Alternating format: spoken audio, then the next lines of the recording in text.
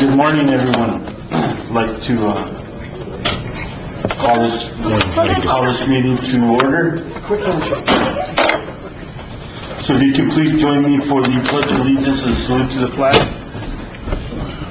I pledge allegiance to the flag of the United States of America and to the republic for which it stands, one nation, under God, indivisible, with liberty and justice for all. I salute the flag of the state of New Mexico and see a symbol of perfect friendship among united cultures. Sorry to change the pledge again. Sorry to say that. Okay, moving on to the next item of the agenda, approval of work session agenda. I move we approve the work session agenda as prepared. I'll second that. Any discussion? All those in favor? Aye. Motion carries.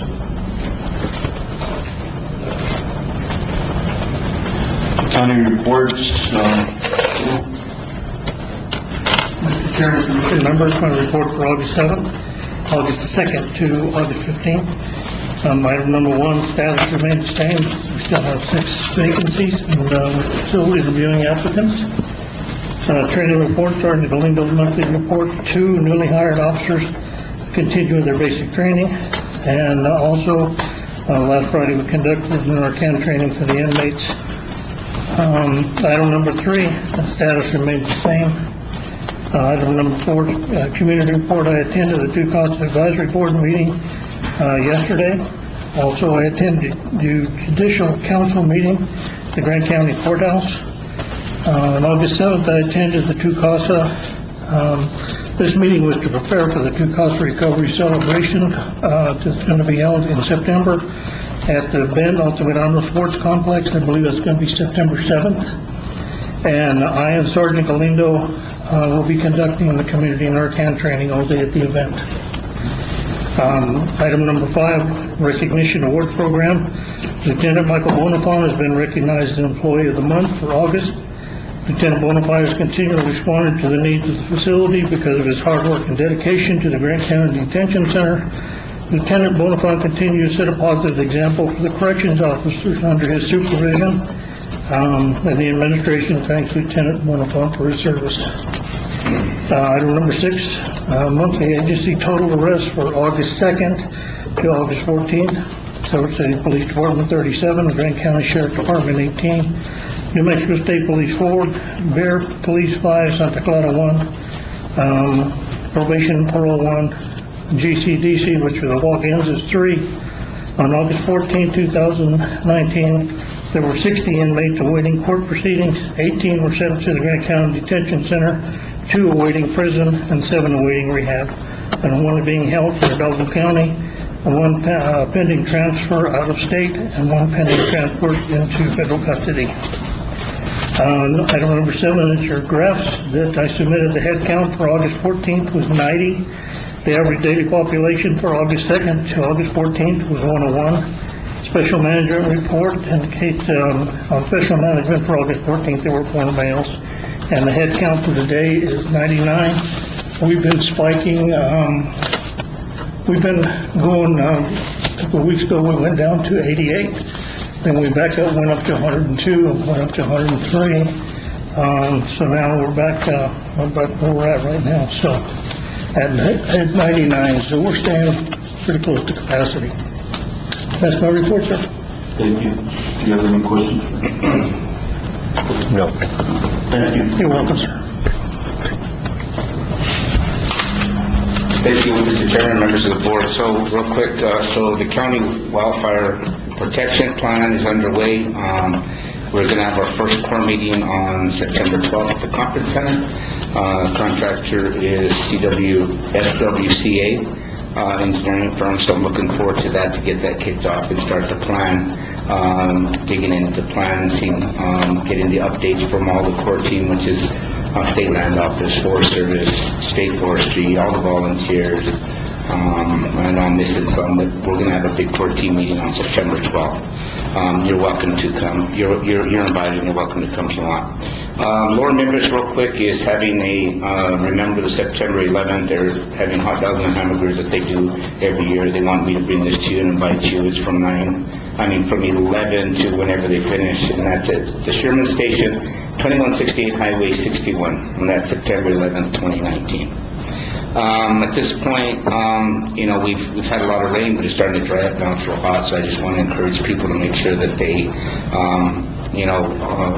heat the dry fuels, because it can get away from them pretty quick no matter what. We don't have any fire restrictions right now in place, but just want to get that out to the people. Baton Park, we had a minor incident, we had an accident this weekend. They tore the gate down. They hit the gate and tore it off of the hinge. Again, that's why we don't allow people to go up and park up there. The guys were able to work on it yesterday and get it back up and get it fixed. Hopefully just no way to police that, and making sure we tell people that they're not allowed to go up there and park, but people do anyway. So we had an accident there yesterday, and so there was a police report filed, and so we're going to go from there. If you have any questions about that later on, you could ask me about it. The airport fueling, the Forest Service starting to die down a little bit with our fueling with fire season kind of winding down. We're staying busy. We're going to have a construction meeting tomorrow with staff and everybody to see where we go from there, and moving forward with that. This building, the roof is done. We did have the owners here yesterday to inspect it. The owner of the company, they came and inspected it.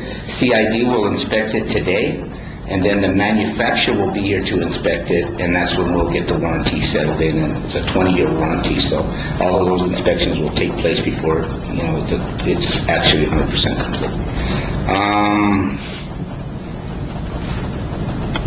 We did sign the contract for the handicap at Baton Park as well. That's on that west side. That I think there's going to be 4 parking spaces there. That has been signed, and so they're going to get started on that. We did have some issues at the courthouse with dog waste, with people, having their dogs out there around. So we did put a dog waste station up there. So, and that's just trying to educate the people so they just clean up after themselves. Unless you have any questions, that's all I have. Any questions? Yeah, tell us. What gate was that got busted down? That is the the east side. That's the gate that they used to go inside. That's by the facility, but that's by the Baton building. Okay, that's It's right there. supposed to be locked all the time, and somehow it was left open, and they hit it with a vehicle. Okay. So, but it's been fixed and it's back up now. It just needs to be painted and. Thanks. Thank you. Yes, sir. Thank you, Chairman, Commissioners. So I'll start with Whiskey Creek Volunteer Fire Department addition. We're getting closer to completion. They're doing the interior work, so I'll finish work on the inside of that. Rosedale Road, Colonias project has been moving on schedule. They should be finished with all of the construction on Rosedale Road by the end of the month, so we can close that out. Randy mentioned the terminal. We do have a meeting tomorrow. It's the terminal renovations, and part of that meeting is we need to work through the temporary terminal needs so that Advanced Air can operate while we're doing construction there. So that's what we're going to be finalizing. We didn't want to order a building until we knew that we had a contractor in place and we knew that we had the grant. So there was a lot of working parts on that. So we'll get the temporary building coming in and start scheduling out the notice to proceed. So Tyrone ADA, you'll be, I think that's an item on the agenda is for the bid award. As soon as we've got that bid award and we work through that, we will get the notice to proceed on that one. Also, that's another Colonias funded project. The NMDOT call for projects, I haven't seen anything official, but it was told that the North Hurley Road was on the list of recommended projects. So hopefully we will see a grant agreement within MDOT so we can finish out the construction on North 30 that we have waiting for the design there. That was one of the major ones that we put on that call for project. So, And I was going to do that during my county report, but just to let you know, got a call yesterday afternoon from governor's office, and it was approved. We have, I think it's a little over $1 million for that project. We do have a match for, I think, $77,000. I just going through that was through the local transportation and infrastructure fund, $55 million that Governor Grisham has been adamant about and talking about when she started her campaign there. So I was told that we are receiving over $1 million on that. So yeah, our request for the total cost of the project was $1,500,000, with our match being $77,700 roughly. my understanding also is Department of Transportation will be doing a news release sometime today on that. Okay. So, and I know that it's been much needed for residents of North 30 for drainage and road construction there. So that was big news. Great news. Yep. And then the last thing on my report is I do plan to send in notice of intent. I'm working on those with the contractor to the Water Trust Board. The notice of intent is saying that we intend to apply to Water Trust Board, and the two projects that I want to send in notice of intent for is Bandoni and Fleming Tank. Those are both flood control projects. Bandoni were complete on the preliminary engineering report, and Fleming Tank is current, but I've got enough information that the contractor can give me the OPCC, the opinion of probable construction costs, so we can apply for the funds. It's just a notice of intent, but hopefully we can make a project stick with the Water Trust Board this time. I tried every year, that's just I haven't been able to. I've tried with North Hurley on the drainage, and they just haven't thought that fit the Water Trust Board's requirements. So, if there's any questions, I stand for questions. I don't know if that's the end of my report. I have one, not about anything you mentioned, but about recent news where I saw that Hurley was possibly looking at having to take out a loan for the regional, for its part of the regional water project. And you may not be prepared to answer this, so we could talk about it later. But I didn't really understand what led to that. I'm kind of looking to start. So I'm happy to wait. I know I'm just springing that on you. I think Priscilla could probably answer that question for us. Okay. I know there was a lot of pieces of funding that went into that, and I'm not aware of what all they had to put together to fund that in its entirety. So Okay. I could ask her and get that information. That'd be great. Thank you. Any other questions? No, thank you. Thank you. Please don't get better. I was just going to tell you about the DOT award. So Oh, that was okay. it. It's okay. Yeah, no, it's great. I think that's been a long time coming, so it's pretty good. Any other county reports? Okay, moving on to the next item on the agenda's purpose and public input.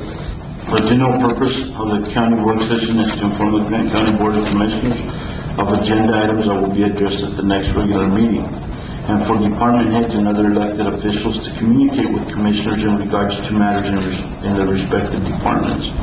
In accordance with Grant County Resolution Number R-19-34, we welcome public input limited to agenda items only and will be limited to 5 minutes per speaker. Do we have anyone for public input?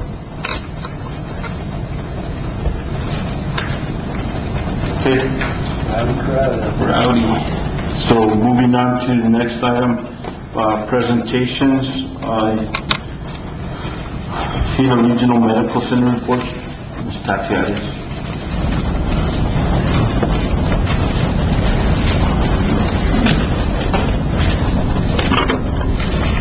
Good morning. Hope everybody's enjoying these fall days where got got a lot of things to look forward to this fall, and I hope that you mark your calendar for the trunk or treat that comes up every fall to celebrate Halloween for our children in this county.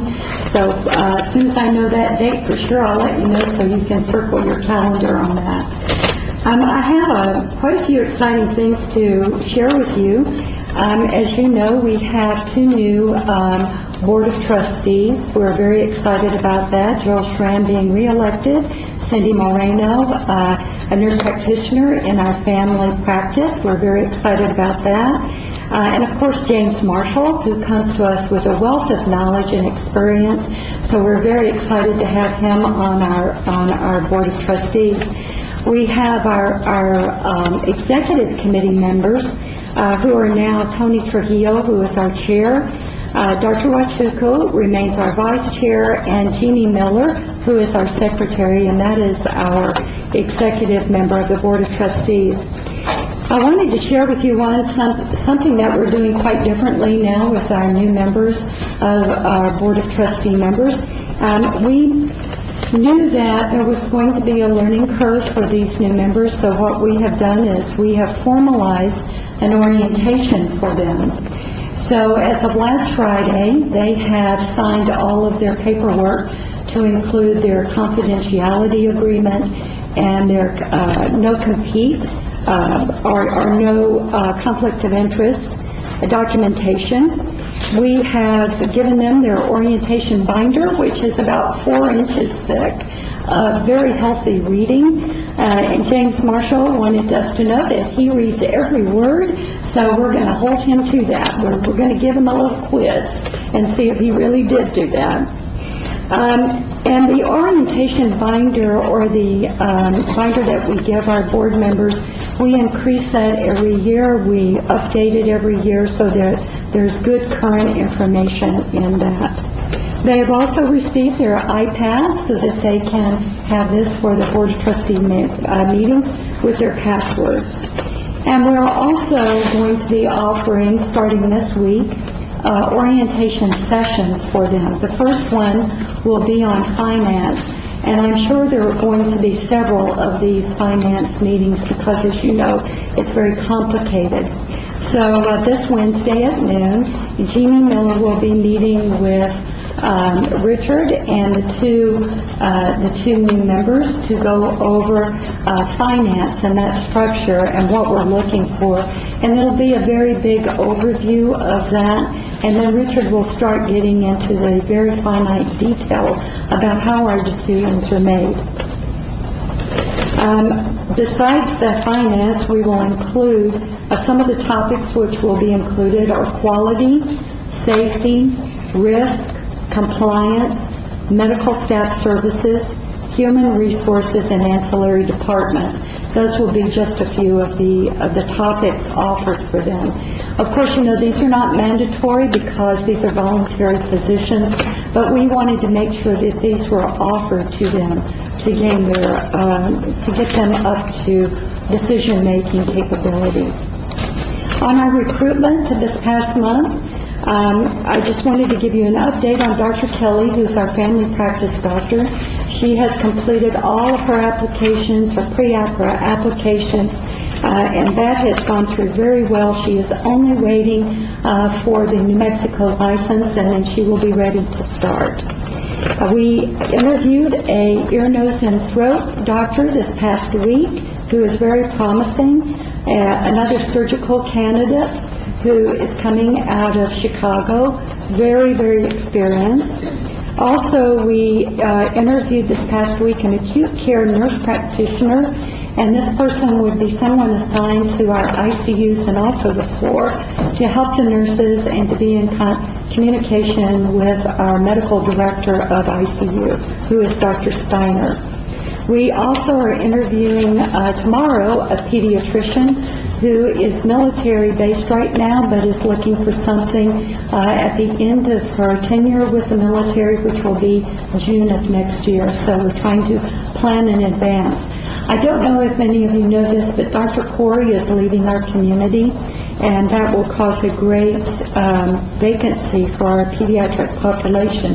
And even though we have hired Dr. Borrell, who is a very, very experienced and good doctor, that when you look at cost schedules, it is too much for one or two physicians to take call all of those days. So we really need another one to backfill Dr. Corey and also to take call for our hospital patients. Besides that, on the recruitment, I wanted to talk to you a little bit about some program expansions and some new programs that we have started.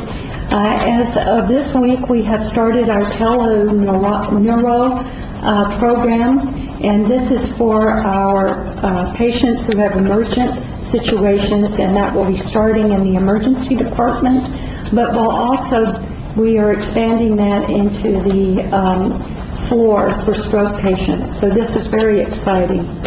We are working with the same company to start telepsych, and this will start in our emergency department, but will filter into the inpatient units also. Cardiology is expanding. Dr. Ratliff has started a new procedure that he is doing, so we're very excited about that.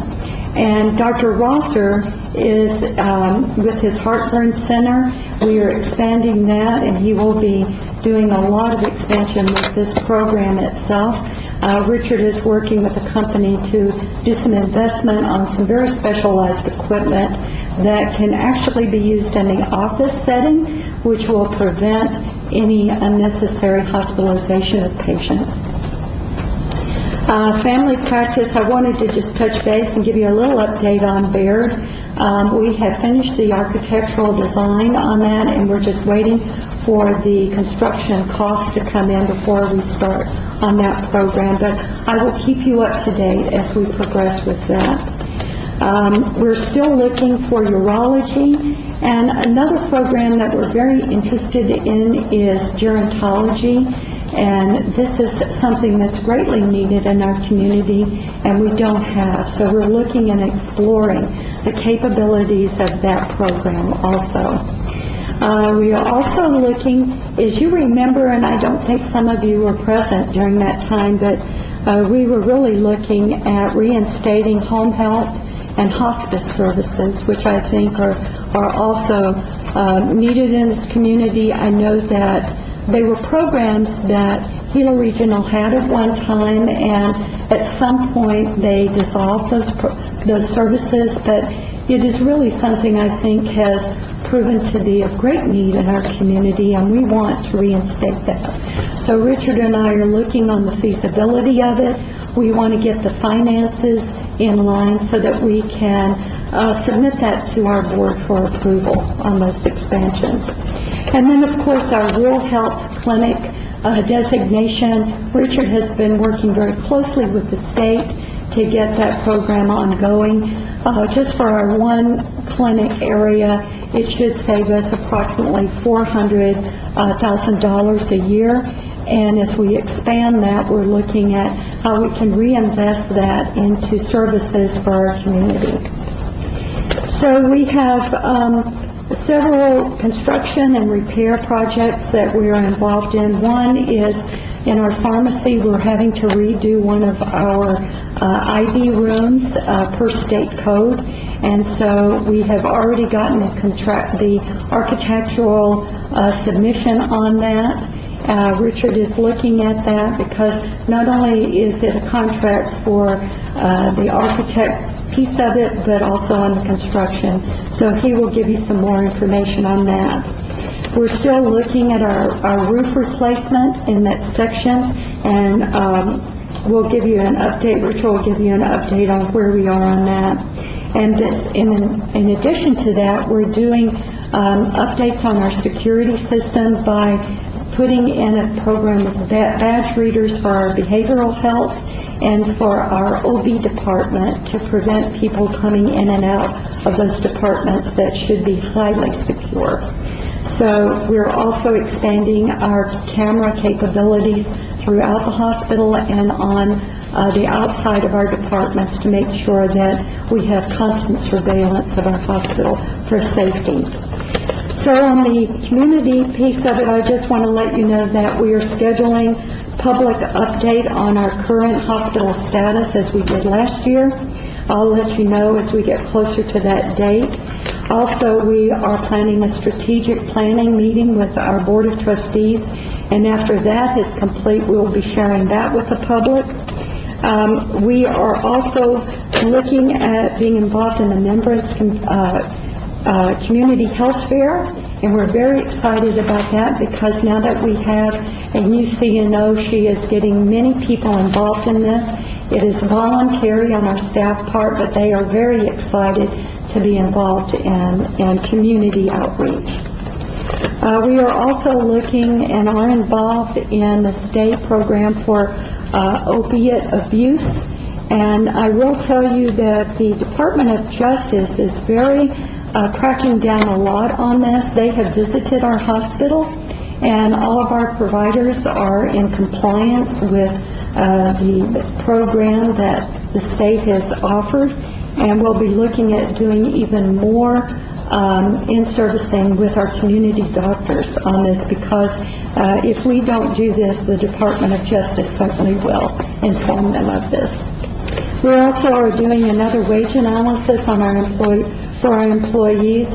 As you know, we did a wage adjustment for the nursing staff, and we're looking at 2 other departments that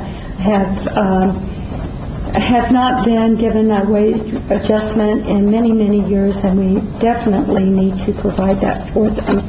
And then we will be doing a employee safety and an employee engagement survey coming up this next month, but I will give you a more update on that so that you will know with the employees. They might be sharing that information with you, and we'd love to share some of those questions that we will be asking our employees so that you are aware of that. But this survey is not just a survey, it is a whole program, because once we get those results will be shared with the employees, and the employees will be involved in addressing those issues and helping us in administration and guiding us into really where those areas are of improvement for those employees.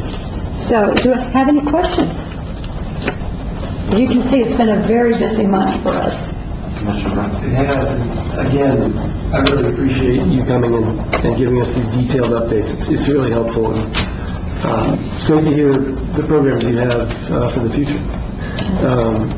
I have a question that you may not be able to answer because it's I don't know how I would deal with it if I were in your shoes, but I've gotten now 3 emails with rumors of things going on at the hospital that are discouraging people from using the hospital. And I'm not even going to mention 2 of them because they're too inflammatory to mention. But one of them had to do with immigrants and a perception that the hospital has been, quote, taken over, end quote, by immigrants. And another perception that I blame on general misinformation in our media nationwide, that these immigrants have brought diseases to the hospital, and therefore people are afraid to go because of those diseases. I wonder if you could put to rest for us those rumors. Certainly. On the immigration status, we have seen a tremendous decline in the number of patients who are visiting our emergency department or consequently being admitted.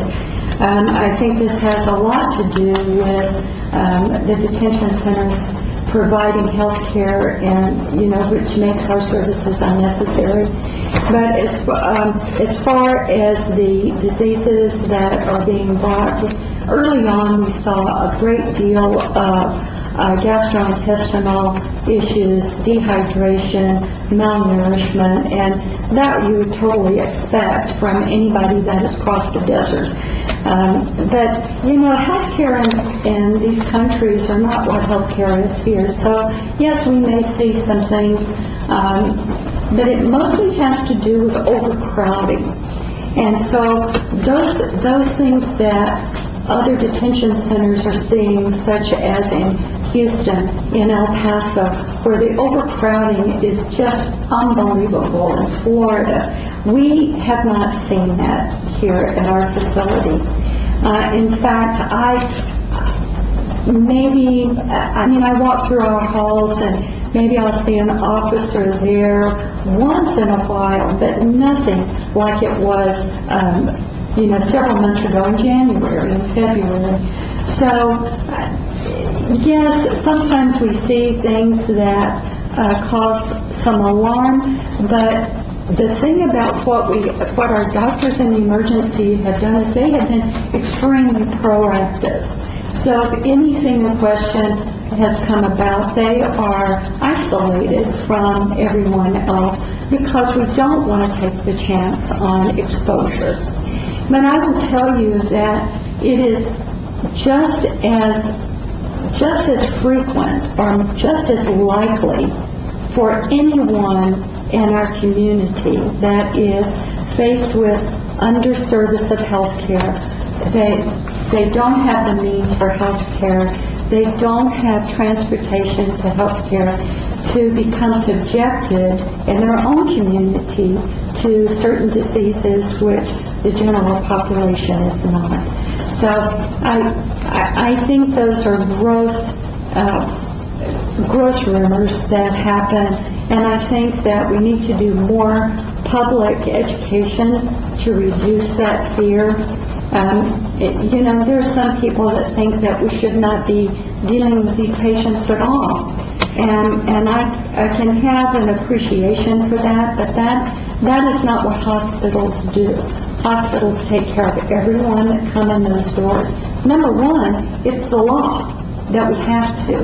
Number two, that is a political thing that hospitals are not going to get into. I wish there was a different view of this because those rumors get way out of control. So the more information that we can give our community on this, and I appreciate you bringing that up, Commissioner Brown, the more we get out, just like all education, it reduces rumors, it reduces fear, and that's what we need to be doing. So thank you so much for bringing that. Well, thank you for that response. And that other rumor that you don't feel comfortable mentioning, please come to me, please call me, and I will either validate or not. All right, I appreciate that response, and it's my belief that what you referred to as potential opposition to what the hospital does with immigrants, I believe is a minority view in this community. I think there's strong support for treating all people at our hospital. So thank you. Certainly. Any other questions? All right. Richard.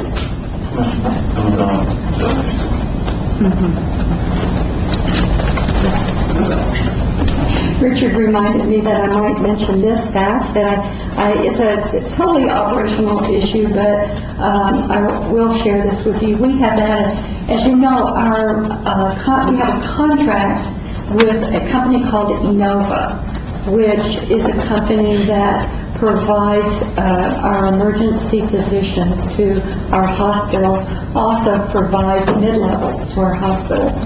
And we have recently had a change of directorship from the medical standpoint.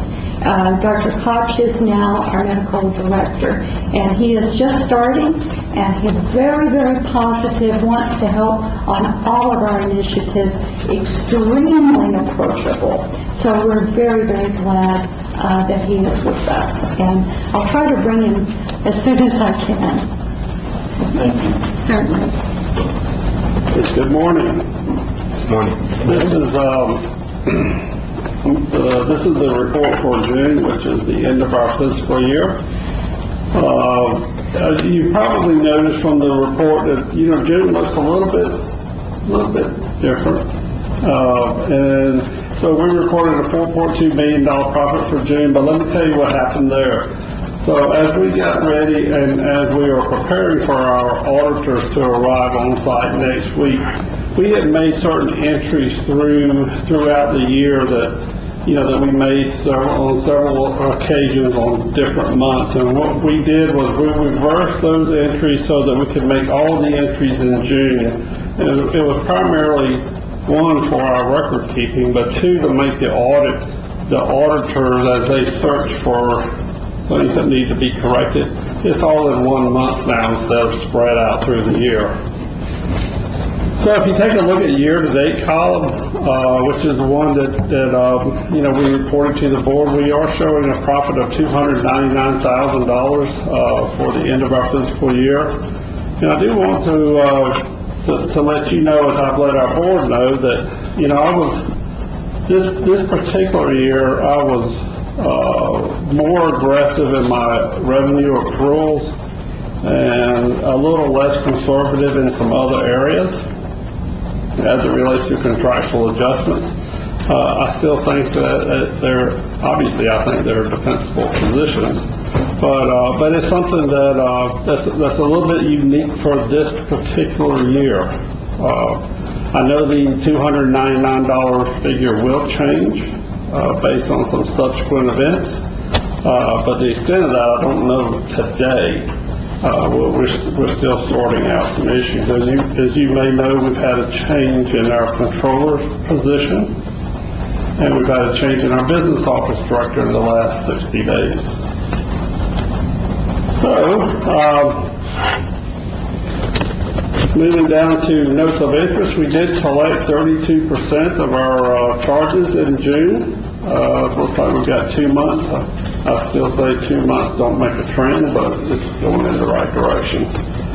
Our cash and net revenue, we were at 112%, which is, if you look back, we had 123% the previous month and 116%. So we still have some items flowing through the financial statements that's depressing that number. Notes of interest. We had a Medicaid DSH audit for fiscal year 2016. The results of that audit showed we were underpaid right at $5 million. There is virtually no opportunity to recover that. The good news is we don't have to pay anything back, which some hospitals find themselves in the position of. We are continuing our balance sheet cleanup. And as I've just stated, we have external auditors arriving next Monday. So all my assumptions and adjustments and accruals and recognition items will be tested next week. So it's going to be a great week. Ms. Taffy's already spoke a little bit about RHC status for our primary care practice. Of importance there is as we progress down this particular road, we also have additional practices we'll be converting. So once we get a little further down the road on our first practice, we'll start the process on the other practices as well. One thing of particular note and of importance this year is how we reflect our clinic practices on our Medicare cost report. So we've been working very hard to make sure that those items appear what we call above the line, meaning a reimbursable cost center versus a non-reimbursable cost center for Medicare cost report purposes. So there's a way in the past it's been handled okay, but not optimally by particular practices. So this year we're putting a lot of effort to make sure that we have the data reflected by clinic on our Medicare cost report. And that has a lot of implications to a lot of different programs that we have and are launching at the hospital. We did receive a fairly extensive and detailed analysis of GRMC converting to critical access status. We'll be sharing that report with the board by the end of this week for them to review pending our board meeting next week. It is as we expected. The additional impact to the hospital ranges anywhere from $4 to $6 million, which is fairly consistent with the prior 3 years that we looked at. So we've in total looked at the four previous fiscal years. So we feel pretty good. We've got a good number there. Again, the issue that we're having to address before we move into that particular payment status is, the impact on the Medicare beneficiary. So we are well aware of the potential issues that reflects. And so I'm putting processes in place to address that, impact on the beneficiaries.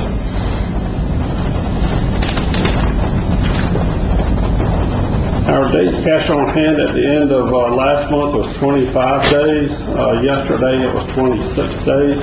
So we're staying fairly steady. Our cash collection, as you noticed, in June we collected $4.4 million, about $230,000 more than we collected last year. But June was actually a little lower collection month than what we're used to seeing.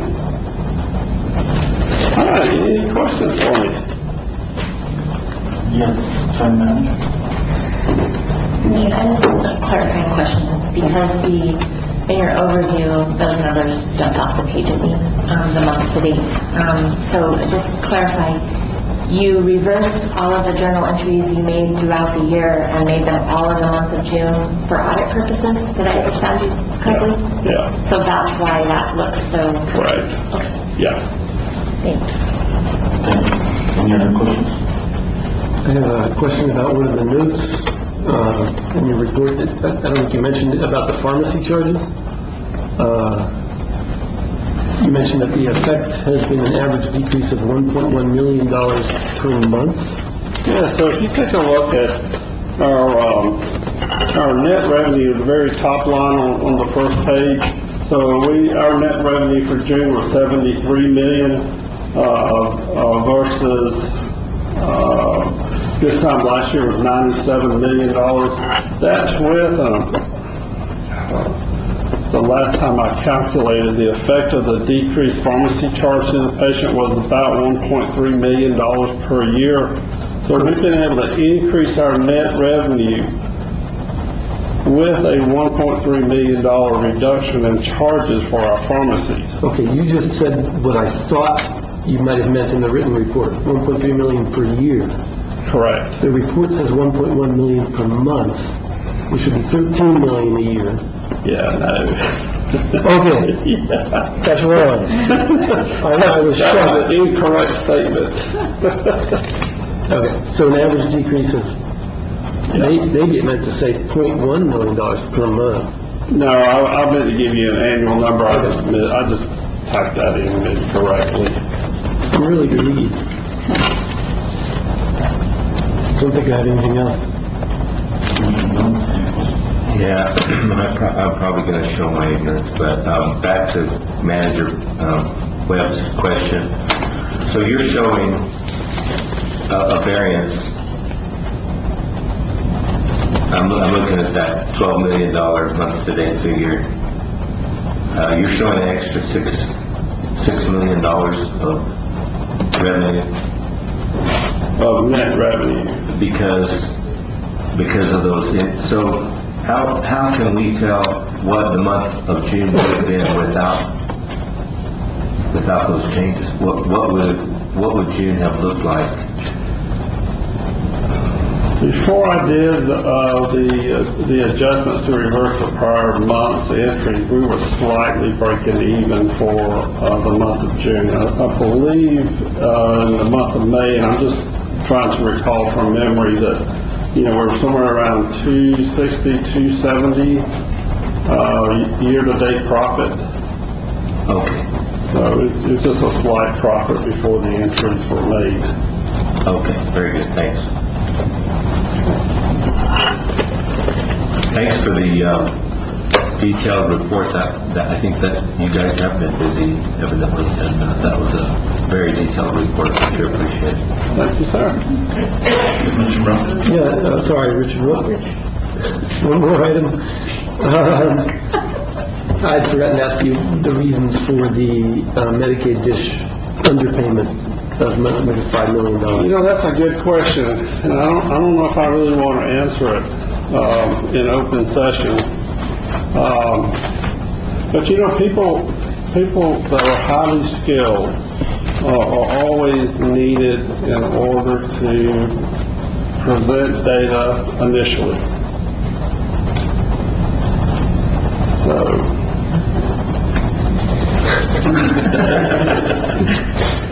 to make a long story short, we have some very highly skilled people that are excellent at extracting data out of our information system. We did not have that capability in the year that the initial report was filed. Sure, and you said it's next to impossible to recover. Does that mean you're trying? You know, there is not a mechanism that I've been made aware of for the state to redistribute to hospitals of any overpayments that were collected, and that is generally that situation does not surprise me because South Carolina was the same way. So today, I'm not aware of a mechanism that will allow the redistribution of any overpayments. Okay, yeah, I think I understand that there's a step that I'm probably missing, but if we had that mechanism, then those hospitals that were overpaid potentially could provide funds to those hospitals, Yes. such as ours, that were underpaid. Yes, sir. Okay. And it's a very complex formula because the ceilings all have moved since the initial ceiling of allowable costs. What does happen to those overpayments once they're identified? My understanding is the Department of Health will recoup those overpayments. Okay. And the feds basically let them just sit on that money, use it however they want? Yes. Thank you. Thank you.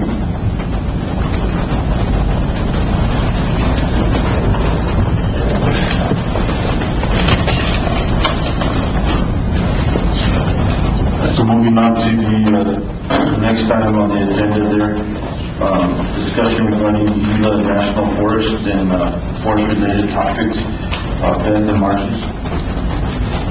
Thank you. So, I have a handout. Am I allowed to distribute it? Depends. What's it still? After, reading the details, we're going to wow you guys with low-tech presentation.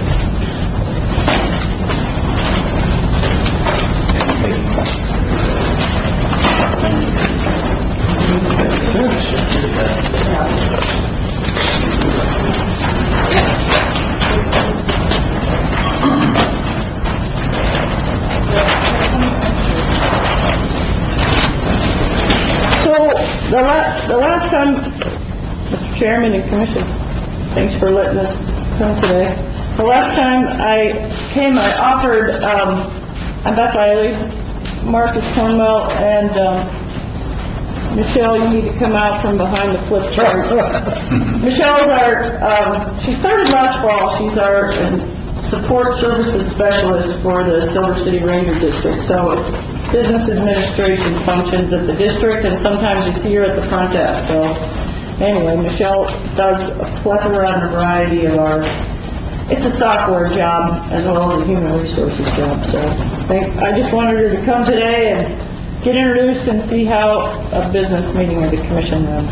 So before I give the floor to Marcus, when it came the last time, one of the, we kind of went through the report of what's going on, and it was, line items and a bunch of bullets on Forest Service activities. And so the thing that I asked you guys is if you wanted to do a little bit deeper dive into any specific topics, and the answer was yes. I specifically remember Mr. Billings saying that, yes, that you get lots of presentations with a lot of download, but I wanted this to be a little more of a conversation about two topics today. One of them is vegetation management, and the other one is trails. So I asked Marcus to put together the overview of the program, where we are with that, but not diving in super deep into projects, and then to visit a little bit about priorities. What do we think? And I'm really glad you're here today already. We've had some of these conversations. But from the perspective of the countywide look, and we're here to take feedback and listen to also to what your interests are. So anyway, so I asked Marcus to give an overview of what we had gotten done this past year up to this point, and what we're planning for this year, point to places on the map, and then kind of discuss what does that mean for our projects and programs and what the county might be thinking. We need to be aligned. That's my main thought here. What is the important thing to do? So, anyway. So, Marcus, if you want to go ahead and just give an overview. Well, Mr. Chairman, Commissioners, County officials, thank you for letting me come today. I'm the detailed fire management officer, so normally I am the superintendent of the hotshot crew.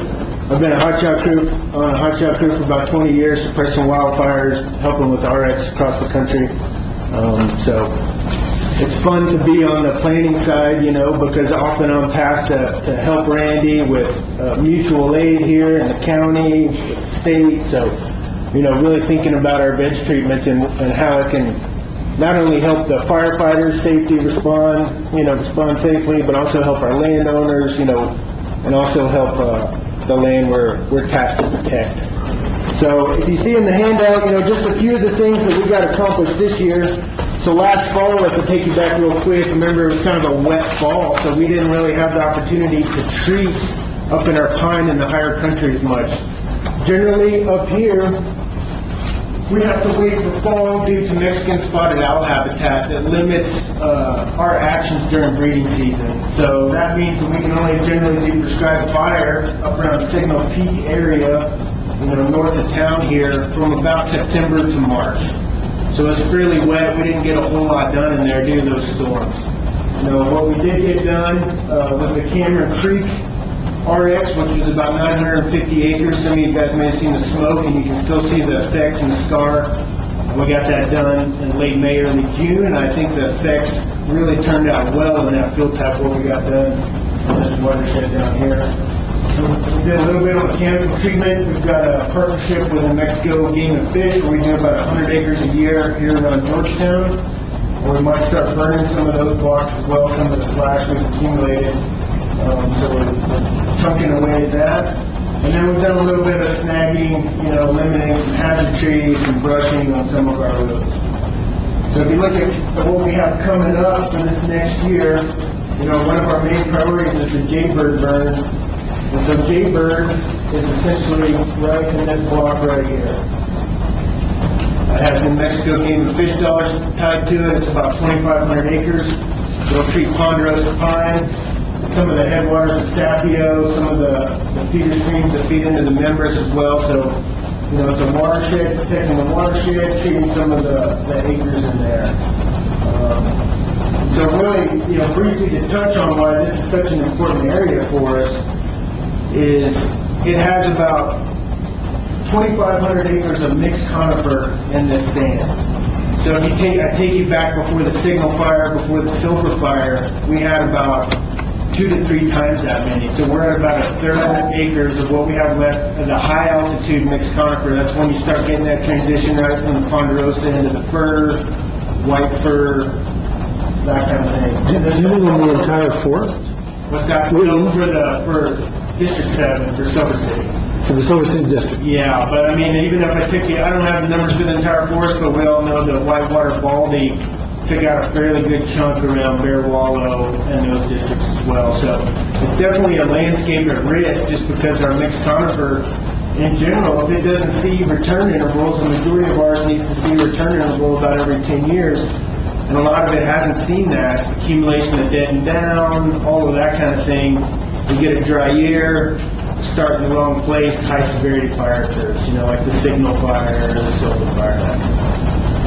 So this is an area that's pretty important to us. So Jaybird, hoping to get this done in the fall. Like I said, 2,500 acres. Right when you make that turn, when you're heading to Lake Roberts, right before you come out the flats, it's going to be right there on the right. So from Meadow Creek down to where you hit that straightaway as you're heading to Lake Roberts. And when do you anticipate doing that? From October to December, whenever we get the weather window. I'll be out there in late September, so good. Okay. Some hunting? No backpacking with our students. Okay, great. While I'm touching on this landscape, so if you look at some of our mechanical treatment, and I think, Commissioner, you have some land here at Little Cherry. That's also true. we're going to start treating about 12 to 15 acres here around this, and I think you might have gotten a letter from Ranger Riley here about our proposed treatment on some of I that. anticipate any day. So we would love to start treating this and Lockney, Little Cherry Ranch and Lockney, and that is so eventually we can put some fire in this landscape that hasn't seen fire on the south side of Signal Peak. Protect more of that mixed conifer, protect more of the Mexican spotted owl habitat. Kind of got the headwaters of Twin Sisters, Cameron Creek. We've also got the Upper Bear Creek watershed. So this is a pretty important area that we would need. I would love to see fire in the next 5 years. That whole landscape around those places, and protect the private animals in Florida too. Mr. Chair, this is some of the personal interest, obviously, and I hope you'll forgive me for asking, but my good friend does the Signal Peak Lookout work, and he mentioned there was in fact a fire there, and y'all decided to put it out because it was too close, I guess, to our property. That must have been a tough decision. You and we want to see fire there. Can you explain why you decided to put it out? So I think, that was a decision that Beth and I made together, and part of it's the timing. So where it was at was right here on the Twin Sisters Trail. Kind of a tough place to get in logistically that time of year. We haven't done any of these treatments around Little Cherry and Lockney. So, there's quite a few factors in there. I think we want to introduce fire in here on our terms for the most part. So I think once we get some treatment around Little Cherry, around Lockney, and we'll start getting a plan in place, I think we'll be a lot more comfortable, hopefully, managing fire there in the future. So it's good we brought that up. So right now, a smoke report here on the other side of the Lockney Road, right here above Alley Canyon. And that is a place I'm hoping, I wouldn't mind seeing it kind of survive the rain and be a place we can introduce some fire back into the landscape there. Low severity, burning primarily the dead and down on the ground. Our fuel moistures are coming up. Even though it's been a subpar monsoon, I think it's a good time of year to have some low intensity fire on the landscape. So we'll see. The engine crew is heading out there now to take a look at that and see what the potential was for that to hopefully treat some land. It's just off the map, but in the spring we're planning on burning East Sawmill, which is right here below the subdivision. That's about 2,500 acres. That also has the Mexico Game and Fish. We've had some activity slash in there, some fuel wood, and so that's in the burrows. And then if you look at on the table, bar 6 is kind of right next to it. If you've been out there recently and seen the slash we've done in the last 10 years, that's some of that area we're hoping to treat. And a lot of that's, wildlife improvement, watershed improvement, and also just getting rid of the activity fuels we've put on the ground and the public's put on the ground. And that's primarily it. We're going to continue with the Georgetown thinning. That's on there. We might revisit some of the other Cameron burns. This first one we did, we weren't super happy with the effects we got off the first one that's right by the admin site. So either this spring or the upcoming springs, maybe get another treatment in there and really, the goals in these brush models, right, is to knock some of that brush back. Open some of those areas back up, treat for wildlife, because if we get a high severity event in there, we don't want all of this kind of cover burning off all at once, right? We want to do it under our own terms. So that's an area we're looking to revisit. And part of this whole project, we're, during my detail, I'm working on fuel strategy. So what are our priorities? And I think it's going to dovetail well with Randy and the county revisiting the CWPP. We'll be definitely involved with that. And I think, Beth is asking you guys, what are the priorities for the county? The other place on the mechanical to note is around Wagon Wheel, around the monastery. So we're waiting on a silviculture prescription. We would like to start treating in there in the next year. And that would be about 150 acres of cut and pile burn around the monastery. And I think that would dovetail nicely with what work they've done around there, because it looks really good. What the monks have accomplished. To start to really identify some of these movie areas, what are the highest priorities? How do we prioritize them with our limited resources just like you guys have. So that's something we're busy right now. I think that might be all I have. Do you guys have any questions for me, in particular with veg treatments or fire in general? Any questions? Yeah, I guess it's pretty obvious, but on your mechanical treatment, you're talking about contractors, I guess? Or do you do that yourself? So the Georgetown thing in general, we do ourselves. They call it forced accounts. That's our guys doing it. Wagon wheel, we'd love to get a contract put forward. You know, the Forest Service is in some transition right now with how we accomplish contracts. So we're looking for partners, you know, with the state, potentially maybe BLM. It might happen with Forest Service. So how we might contract that and find the funding, we're definitely is in the talks. So the wagon wheel would be a great one to contract. It's just finding the funds and the resources to administer those contracts is a challenge right now in the Forest Service, I'll be honest. So you're not that far along? Not that far along with the contracting process, no. It's not like going out for bid next week or anything else. But thanks. Any other questions? Thank you. Okay. So, one thing I'd like to offer is that we are proposing to go back out to the Cameron Creek project, which is pretty accessible, and that if people want to come and see the after effects in the fairly near term after a prescribed burn, if there's an interest, we can go ahead and send out the invite.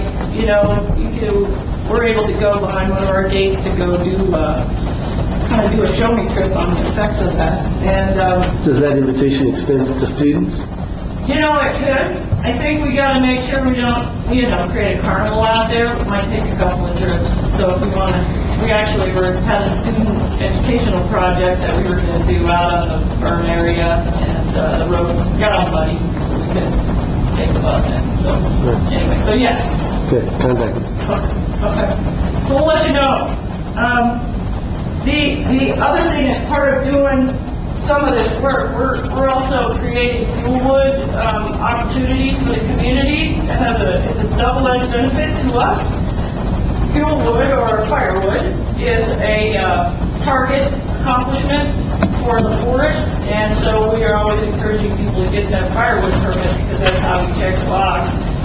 For the Gila Forest, firewood cutting is about a third of our meeting of our timber target. So that's very important to us. And then the other parts that we want to kind of introduce the concept is of watershed stability and vegetation treatments. I think what we're seeing more and more of is less pure vegetation treatment for vegetation treatment's sake and seeing resources to that. People want to treat watersheds.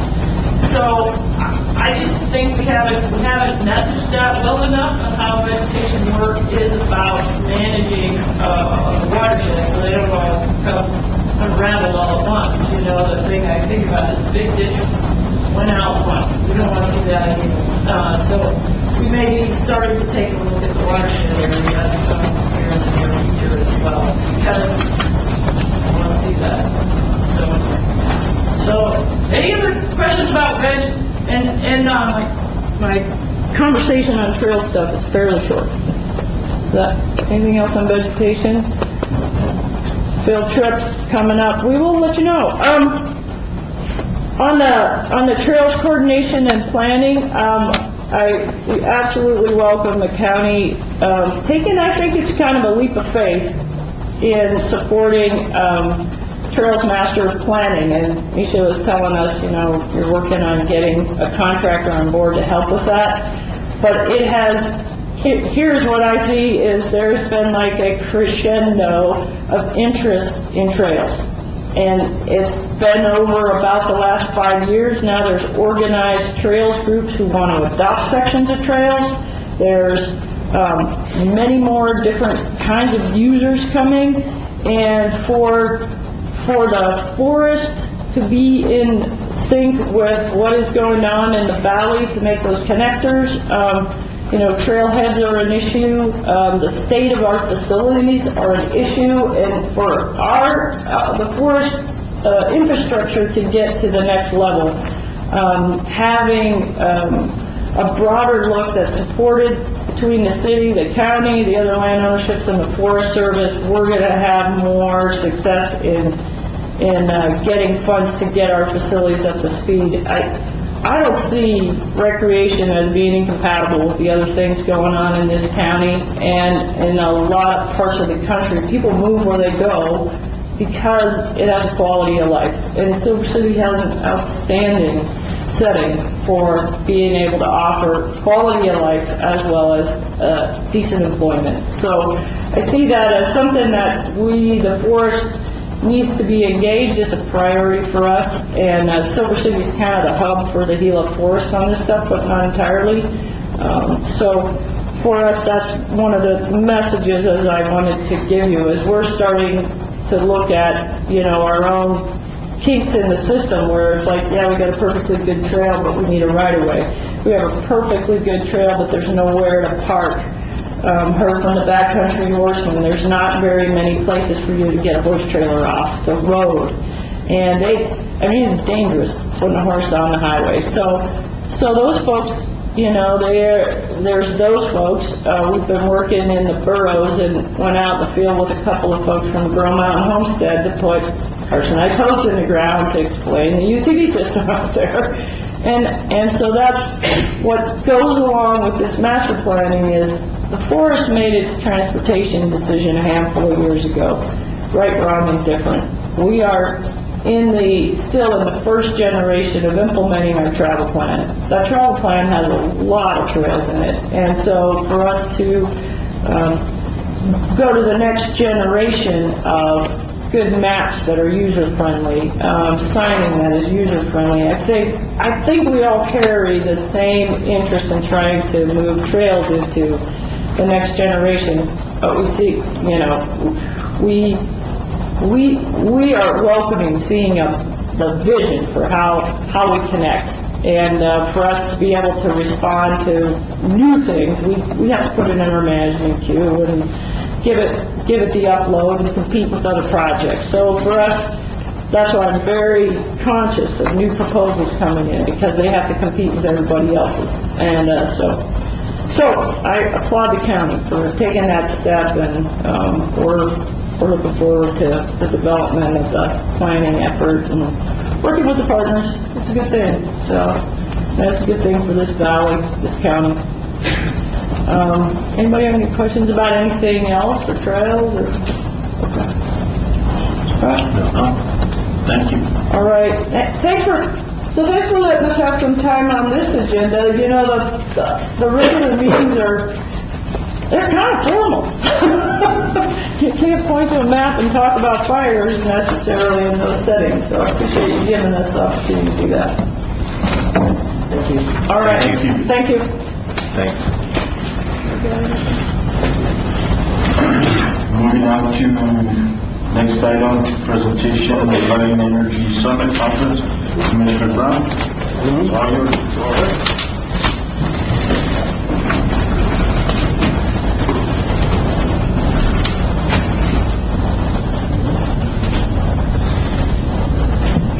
All right, looks like it's all set up. So, County paid for me to go to the Energy Summit in Albuquerque 3 weeks ago now.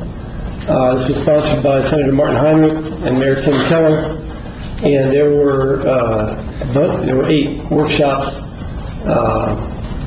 don't know how many people, but I'd estimate 150. And the whole thing turned out to be focused on local governments. It was actually an excellent conference. There were quite a lot of municipality and county representatives, and really the whole focus was to help us think about ways in which we could address clean energy.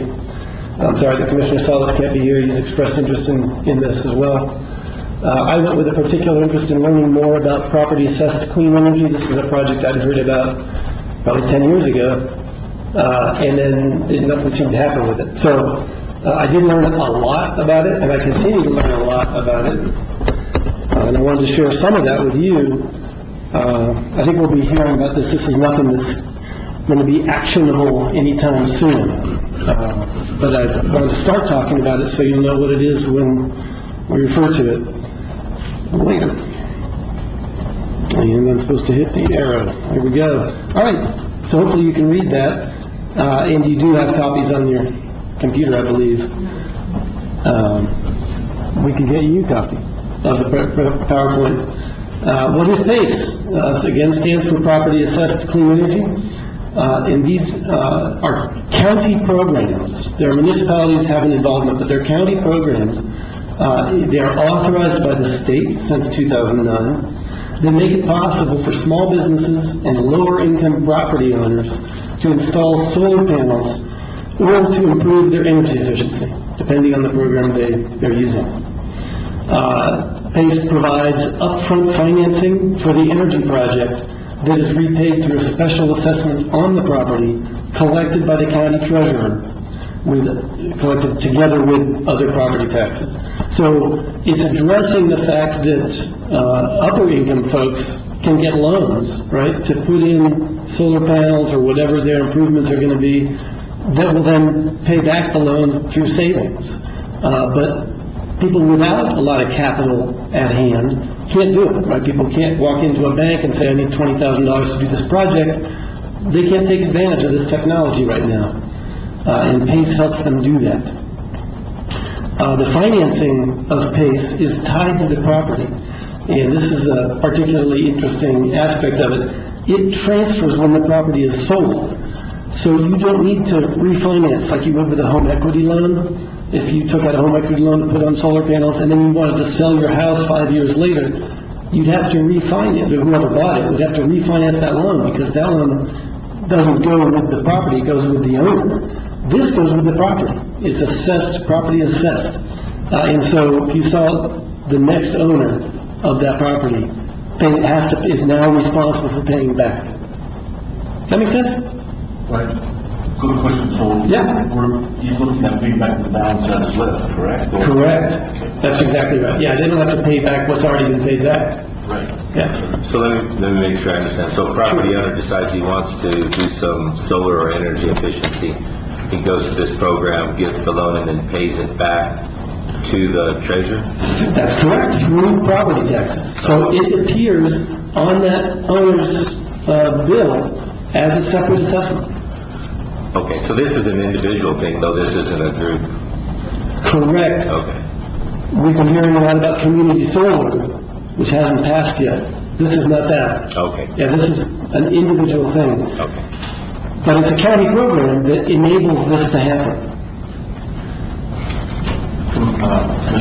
Yeah. So I have a question. Sure. Okay, so you say it's a county program. There has to be this money up front, correct?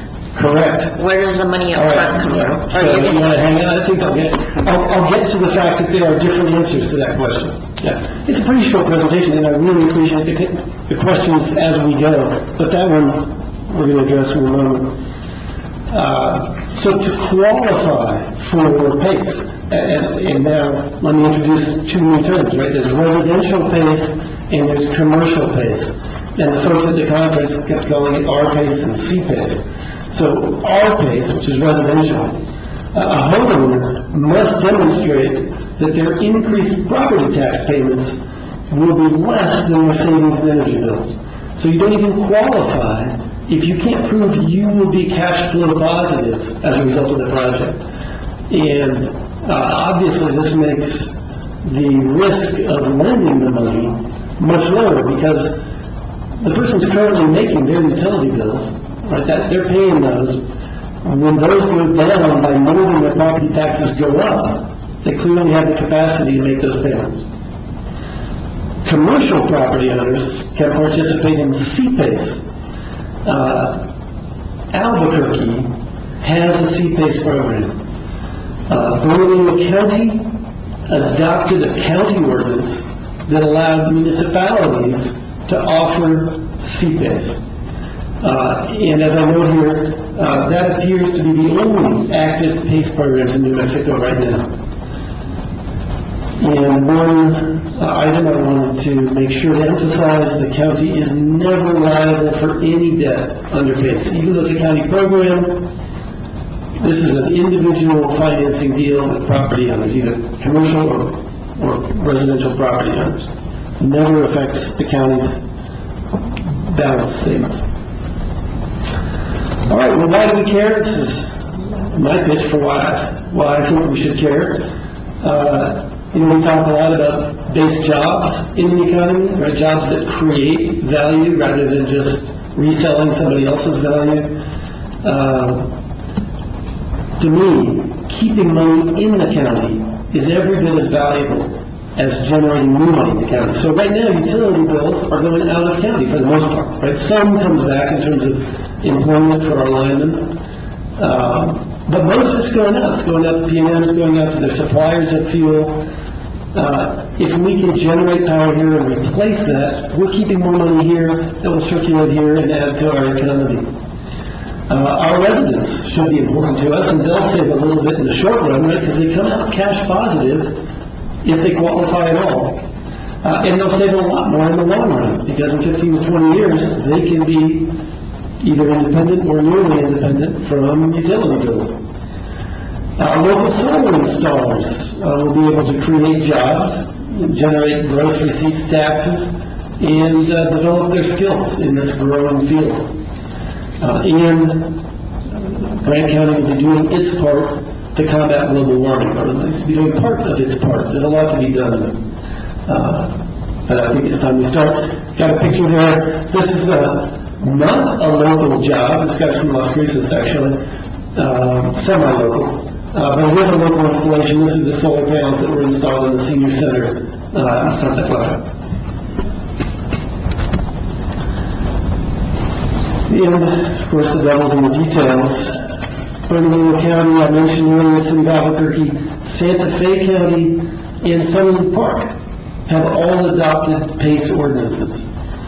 None of them has actually yet resulted in a real project. Santa Fe County adopted this in 2010, Sutherland Park just last year in 2018, and they're essentially dormant. They're on paper, but nothing's happening. Now, Bernalillo County and City of Albuquerque, I mentioned, have an actual CPACE program, but no projects have come out yet. It's so recent that they're working on getting the financing set up right now, but they are moving forward. One of the things that I learned, it helped me understand why I was getting so many mixed signals about how PACE programs work. There are at least 3 different sets of state statutes that authorize local governments to pass these ordinances. In 2009, SB 647 allowed counties to create solar energy assessment districts. So these are really interesting assessment districts. Normally an assessment district is defined geographically, right? If you live within it, your property gets an additional assessment, and that money can be used for an improvement, or it could be a ditch improvement if you're an irrigation district. It can be roads and sidewalks, buildings if it's an improvement urban district. In this case, there's a geographical definition, which is essentially Grant County, but not everybody within it's a member of the district.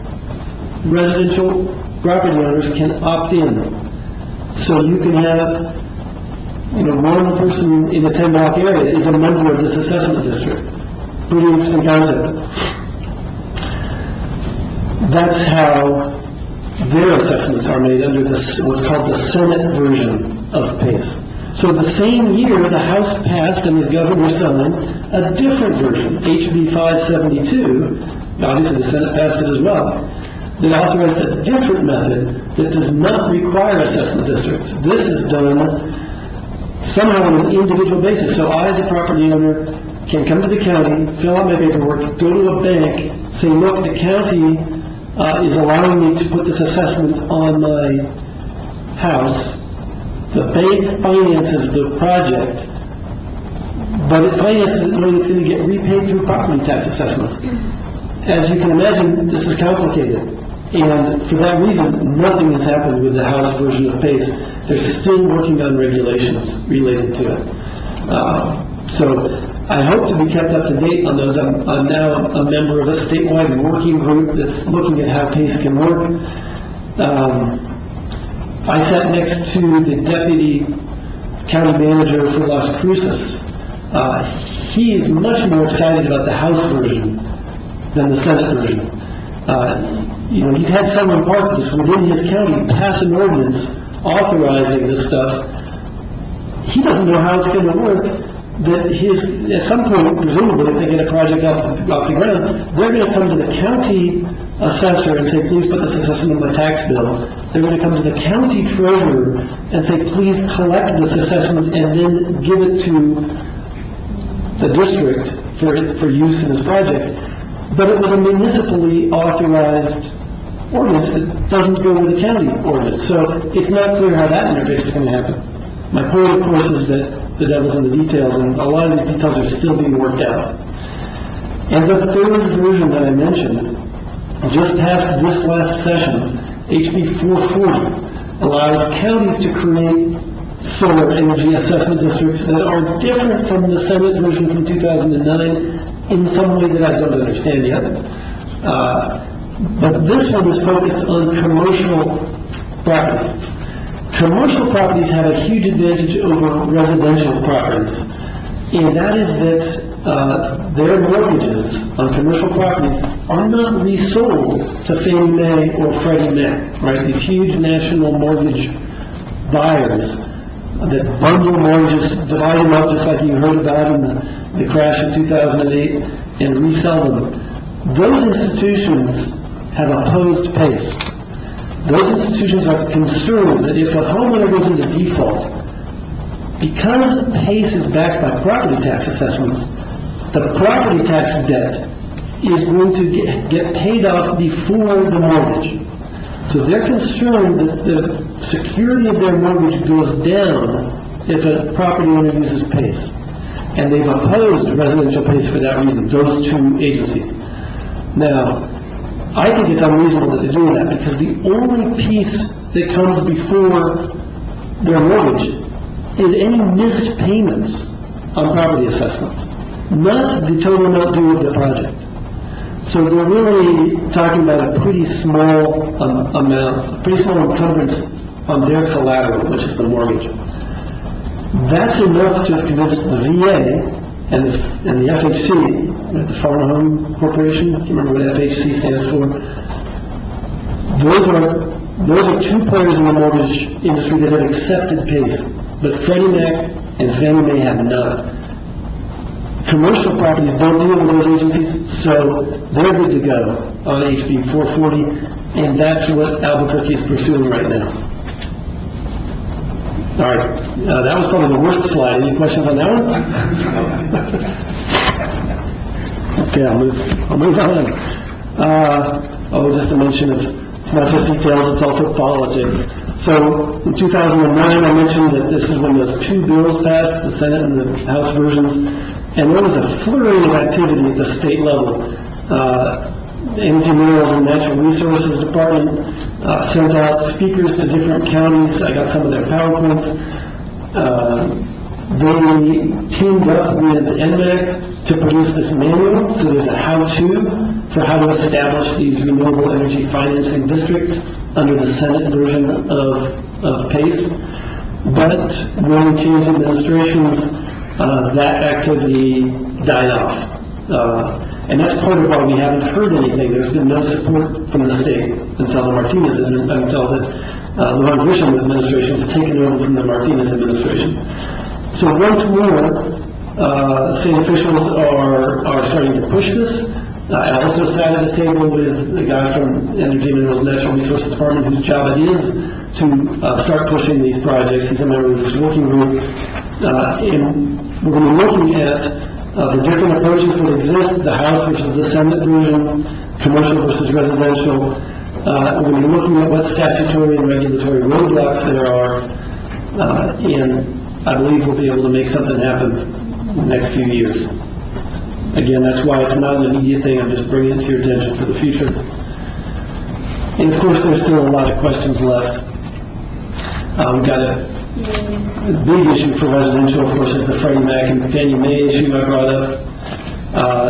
Here's your county manager's question. How do you do the financing? Is private financing or public bond financing the best way to go? Albuquerque is doing public bond funding. Actually, they might be doing a mix of the two, which is also possible. You can establish a county bond fund that will pay for the initial financing of these projects, and then it gets repaid from the property tax assessments. Or you can go with private financing through a bank that says, yes, this project's a good credit risk, it's got a good payback, we'll go ahead and finance it, and they get paid back from the property assessments. So that's, to me, that's an unresolved question, which will work best. And the answer could be different in different locations, right? We might have bankers in this community who really support this project, or this idea of developing solar generation capacity in Wright County, keeping the money circulating here, and they want to participate and they see a profit in it. Other places might find that they don't have that, and they need to jumpstart the project with bond financing. Charlene, it doesn't look like it answers your question because your face is super quizzical. It is, because I'm going back to your previous slide that says the county's never liable for any debt. But if we are taking out bonds or we're going after financing, how are we not liable for the debt? I'm not connecting the dots. Maybe I'm just a little slow this morning. No, so I suspect it's not we who goes for that financing is the answer. I suspect it's the district. Right? You create a separate entity that is an assessment district. It has its own board, actually. The city of Albuquerque, there's a separate board that's responsible for this financing. And somehow they have the liability. And the state... Well, I can just say, I don't know. I'll just process that for a while. Okay. But I think that's how the county's insulated. Interesting. I think a major question for me is whether the local supply of electricians is large enough or not to take advantage of this program, because it's already hard to find an electrician. We just lost one small business to women who were electric contractors putting solar panels on. They went to the Bahamas. So this is an issue for the county as a whole. It's an issue for trades as a whole. We need to get our trades education moving as well. And I think we pretty much all of us up here have expressed that. I mean, I understand certain programs going into the high school, which is a great start, don't take me wrong. But I think eventually we need to move it further and come up with solutions, because a lot of the programs that interest or are becoming part of Grant County, exactly your goal, we don't have enough of those trade skills. I agree. And my last question there is, what will PNM's attitude be towards increasing homeowner electric power generation? And I've got to note their attitude has changed 180 degrees on solar, right? They're now coming on to WNM in promoting their solar direct program. The same woman who came down and spoke with Joe Shepard last week was at this conference, gave a rousing speech about how PNM is going towards renewables. That's different, however, than supporting individuals being independent from PNM. And so to me, that's still an open question. How are they going to react? They can get in the way, right? They can create fees for grid intertie systems that make it economically infeasible. They can delay installing new transformers that are needed to put solar panels on your home and support your grid intertie. They're an important player. It's an open question what their attitude is towards the pace. I think that's it for me. Any last questions? Look, and maybe just very informative, thank you. But here, I guess, on one of your slides there, that the increased property tax payment will failure to pay, will that create a lien possibly? Yes, absolutely would create a lien. Yep. Okay. And I'm glad you stopped at that, because then what happens? I don't know. Right? I think we all know that liens can sit there for years without being acted on. Right. I think it's different in this program. People were referring to less than a year of leeway before being able to act on the lien, and I don't know how that works yet. But otherwise, it's not much of an enforcement mechanism. Right. Yeah. Thank you. Yeah, that's a good question. Mr. Bowens? No, thank you. All right. Thank you. Thank you all. Bernadette, thanks for setting this up. I'm just gonna put it on the end and then leave it for you to disassemble. Thanks.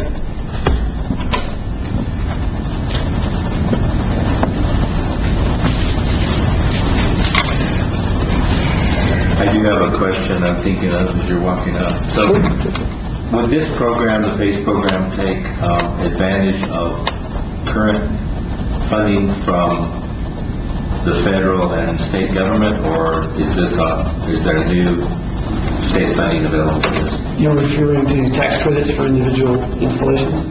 That's part of it, yeah, and then I think there's, well, in the past, there's been several mechanisms, but... Okay, I probably don't know about the other mechanisms, but I think the answer is yes for our PACE, and I don't know for CPACE. Okay. But for our PACE, there still are federal tax credits. The state tax credits expired, Oh, and they haven't been renewed yet. I think it surprised many of us that they weren't renewed last session. okay, But the feds, I think, still 30% tax credit. okay, thanks. Sure. Thank you. Moving on to the next, was that it? Sorry. Yeah, that's right. Yeah, I don't have any questions for myself. You never know, you might. I guess I've got so many... That's me late at night. I got plenty. I think you created more questions in my mind than you answered, but that's good that this isn't coming next month. Exactly. One of my concerns is that, like the solar installation at my house, P&M customers ended up paying for that. And I'm very thankful to them for that they in their, and it's very nice for me, and yes, it was involuntary on their part. How did P&M, I had a solar installation, I don't think P&M paid for anything. Well, because P&M is obligated to buy the power from us. So, statutorily. So as our installations produce power, they buy it back. And it becomes, in my mind, it increases everyone's bill. But I think that amount's gone way down, right? Aren't we down to like a penny per kilowatt hour? Yeah, no, I wouldn't know. Yeah. It's way down. Okay, all right, thanks. Yeah. Okay. Moving on to the next item is review August 22nd, 2019 regular meeting agenda. Mr. Chairman, Commissioners, first item on your agenda is a proclamation, consideration of proclamation declaring September 18th through the 22nd, 2019 as Grant County Fair Days. This is an annual proclamation the board does each year prior to the Grant County Fair. Moving down to financial reports, item C, consideration of August 15th, 2018 expenditure report. Randy, would you please go through the summary of that? Yes, good morning. In your packet, you have the expenditure report created in August 15, 2019 for a total sum of $1,978,616.48. Of that is accounts payable total $1,529,757.46, and total of 2 pay periods total $448,859.02. To highlight some of the expenses during this reporting period are a payment to the High Desert Humane Society for $16,500. This is for April through June quarter animal control services. Payment to Tyler Technologies for $33,100 for the 2019-2020 renewals for the Eagle Recorder in the clerk's office. A payment to Hidalgo Medical Services for $50,000 for the fiscal year 2020 senior program contribution. Right Express Fleet Services, $25,400 for the fuel card purchase. Ascent Aviation, $19,323, a jet fuel purchase. Summit Food Service, $21,900 for the June 2019 meals and medical snacks. Caterpillar Financial Services, $11,500 for the August 2019 lease for the road department equipment. Vital Health Strategies, $54,900 for the August 2019 medical management services at the detention center. Ascent Aviation, $19,200, jet fuel purchase. Infinity Fire Communications LLC, $10,300 for new radios for the Fort Weir Volunteer Fire Department. Kubu Group LLC, $54,100, security electronics upgrade at the detention center. Taco Construction, $46,000, progress billing on the Station 2 addition for Whiskey Creek Volunteer Fire Department. And Southwest Concrete and Paving, $176,662. This is a progress billing on Roseville Road Columbus project. Any questions? Do you have any questions, Commissioner? No. Thank you. Thank you, Randy. Moving on to agreements, item D, consideration of agreement A1936, legal services contract with Holt Martinez PC. This was, I believe Randy emailed this to you for feedback. He heard back from a few of you. Any discussion? Questions that you might have for Randy that he could answer now? Okay, there were a bunch of questions last meeting about ability to access the services, stuff like that. That all was answered to your satisfaction? Well, I guess part of that's going to be as one of those as we go along type things, if it's really working out for us. But what I would, and I haven't had a chance to talk to the county manager, but what I would really like to do is get a quarterly report from you as far as what the expenses have been during this period, being that, our budget is our budget. So I'd like to see, and even if it has to be placed on the agenda or under your report quarterly, what we are spending for having outside counsel. Other than that, to me, it's just going to be one of those, we're just going to have to evaluate it as we go. I agree. So would that be hard? It's going to be a little bit difficult to compare because we have both, previously we have had both in-house and contracted services. Now you just have contracted services. Do you keep track of that under the category of legal services usually? So, yes, the expenditures for outside counsel were out of a specific line item. So that's easy to go back and look to see what we paid for outside contract attorney services.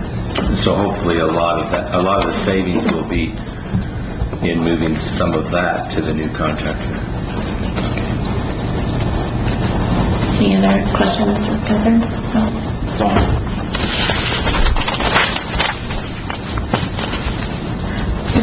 Item E, consideration of agreement number A1937, the 2019 Emergency Management Performance Grant, known as EMPG. And this is a, correct me if I'm wrong, Gilbert, 50-50 match.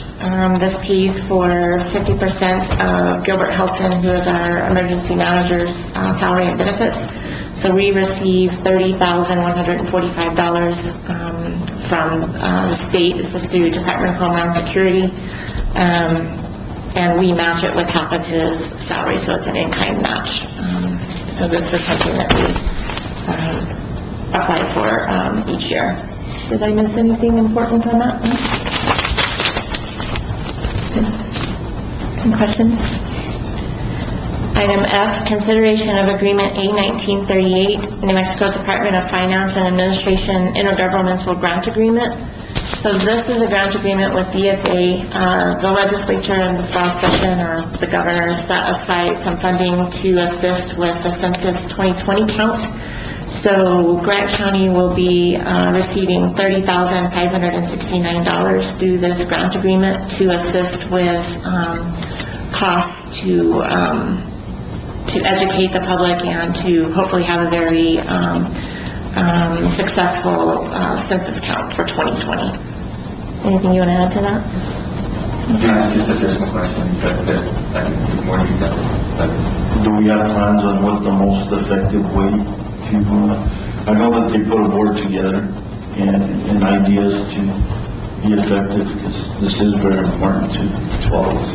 Yes, thank you, Chairman, Commissioners. The Complete Count Committee has been set. That was one of the first things that has to be done in order to apply for this grant. The Complete Count Committee has set a preliminary budget, which is pretty broad, which is in this grant agreement, because we have to supply that. And we want it broad for various reasons, for reporting purposes. But the committee itself will continue to whittle that down. We've already reached out to try to get some cost estimates for different outreach efforts. We all recognize how important it is. I mean, just one of the highlights in the letter that was sent to us is that we lose approximately $3,700 in federal benefits each year for every person that's not counted.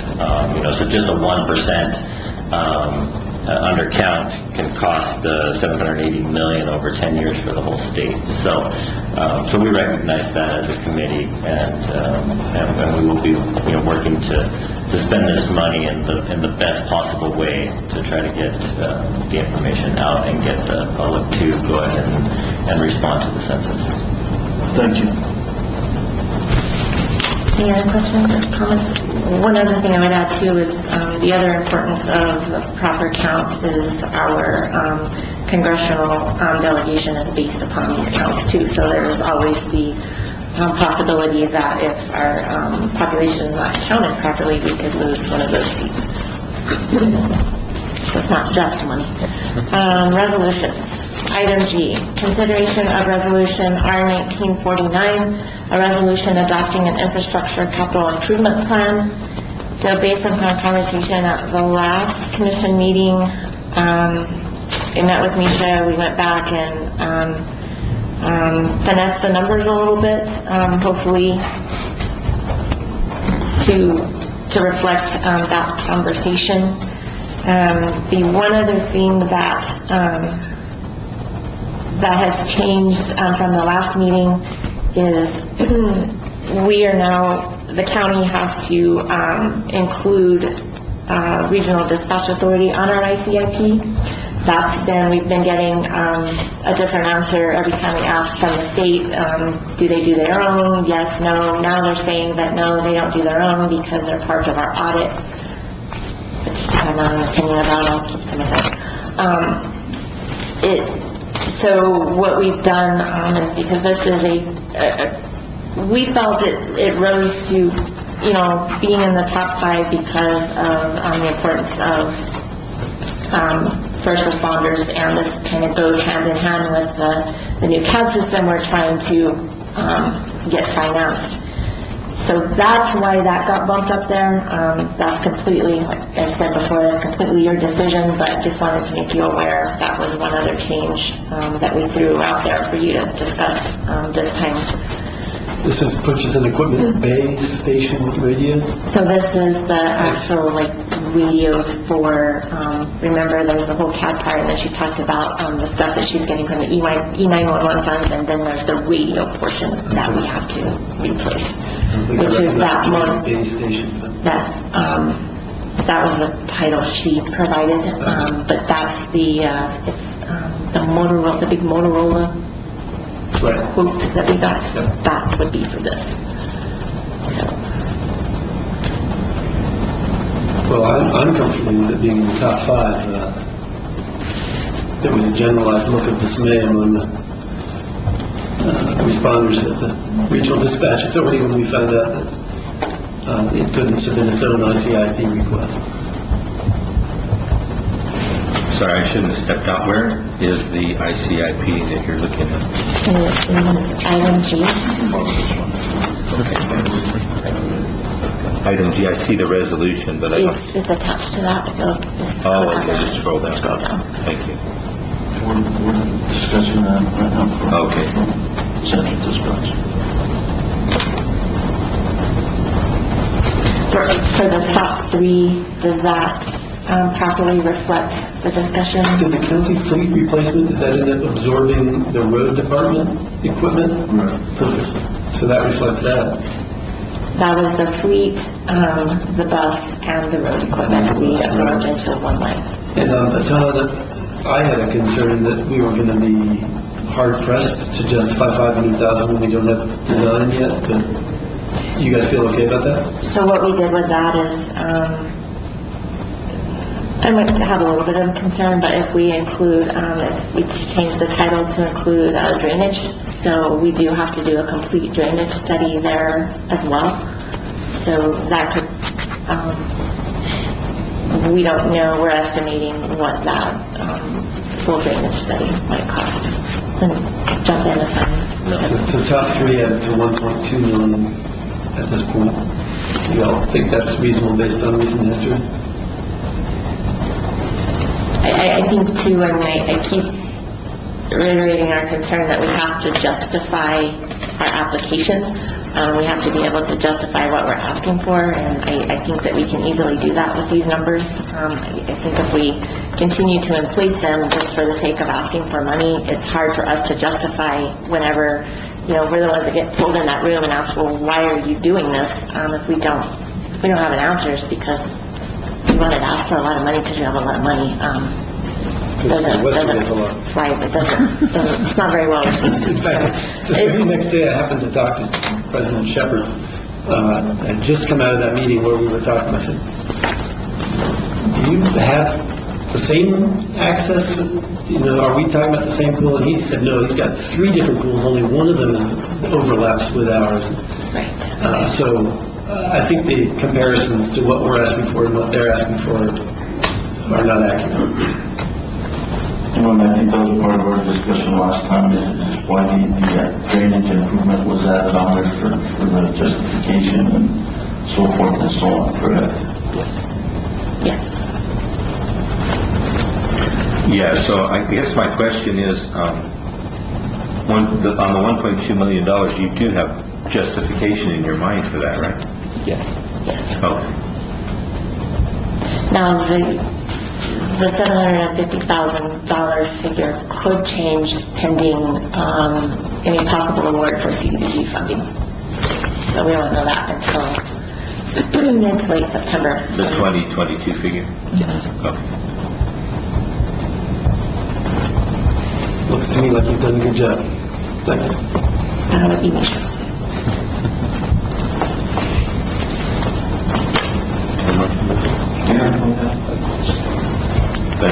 I'm good with that too.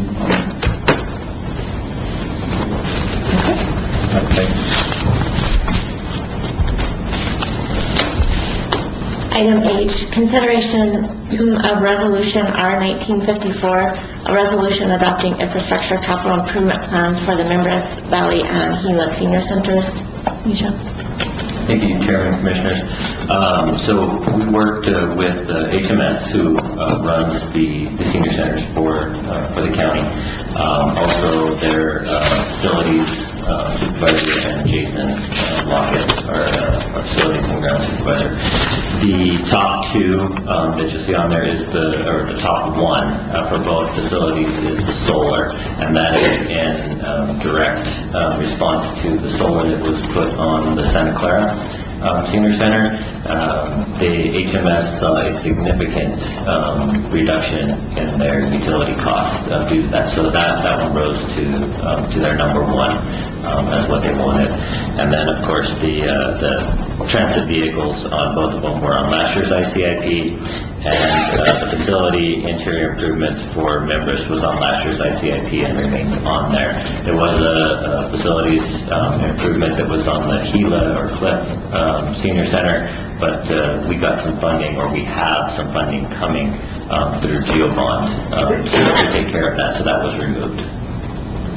Okay, any questions? I have a big one, just a softball, because I imagine you share this confusion. How come these guys can have separate ICIPs? That came about, was it 2 years ago, Charlene, when they used to be on our ICIP, and that one came directly from Santa Fe and has remained that they are to do their own ICIP. In fact, they even have a different date. Ours is due September 2nd, theirs is due, I think, September 10th. But, yeah, I don't know. I have no idea. That's part of that opinion. Keep to myself, but who knows? Item I, consideration of resolution R-1955, specifying the salaries of elected officials and chief deputies in Grant County, New Mexico. So all we're doing with this resolution is we have a resolution which specifies what we set elected officials' salaries at, as well as the chief deputies.